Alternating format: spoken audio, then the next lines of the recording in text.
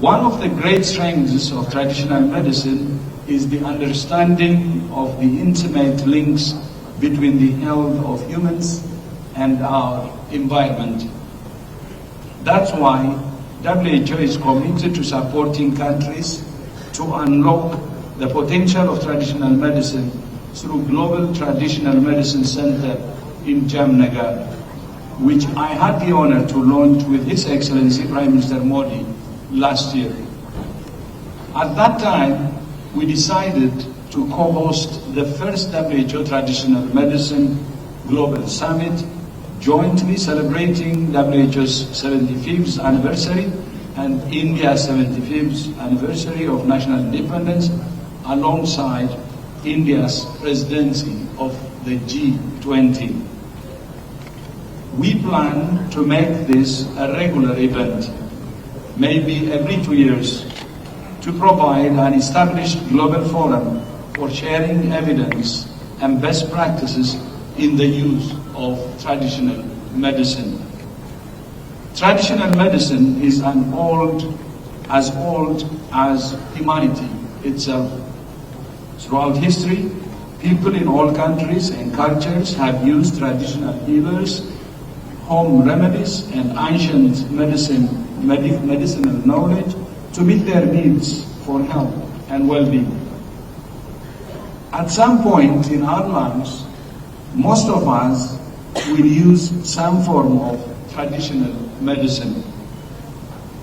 Growing up in Ethiopia, a country with its own rich history of traditional medicine, I saw firsthand how communities relied on traditional practitioners for their health needs.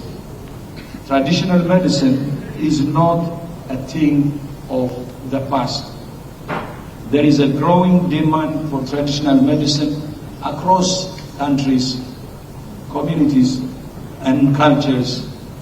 Traditional, complementary, and integrative medicine is especially important for preventing and treating non-communicable diseases and mental health and for healthy aging. Traditional medicine has a long history.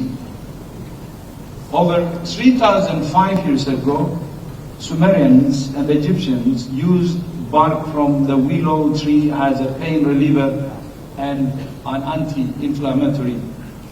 The ancient Greeks used it to ease the pain of childbirth and cure fevers. Then in 1897, the chemist Felix Hoffmann synthesized aspirin, and the drug has gone on to improve and save the lives of millions of people every day.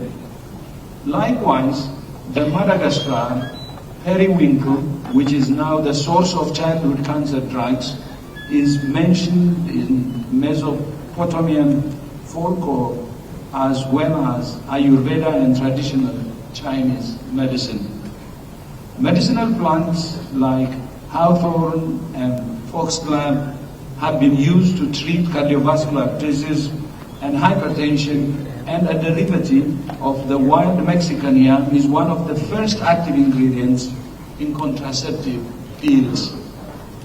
India has a rich history of traditional medicine through Ayurveda, including yoga, which has been shown to be effective in alleviating pain. As someone who spent many years researching malaria transmission, I am inspired by Chinese scientist Tu Youyou, who leveraged traditional knowledge to achieve a breakthrough in malaria treatment. After testing unsuccessfully over 240,000 compounds for use in antimalarials, Tu Youyou turned to traditional Chinese medical literature for clues. There, she and her team found a reference to sweet wormwood to treat fevers. In 1971, Tu Youyou's team isolated artemisinin, an active compound in sweet wormwood that was particularly effective in treating malaria. Artemisinin is now the backbone of malaria treatment. These are just a few examples. there are many more. Traditional medicine has made enormous contributions to human health and has enormous potential. Through this summit and the WHO Global Center for Traditional Medicine, WHO is working to build the evidence and data to inform policies, standards, and regulations for the safe, cost-effective, and equitable use of traditional medicine. This is not a new area for WHO.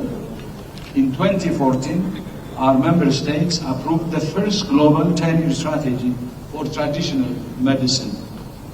At this year's World Health Assembly, member states agreed to extend the strategy for an additional 2 years and asked for a new 10-year strategy be developed from 2025 to 2034.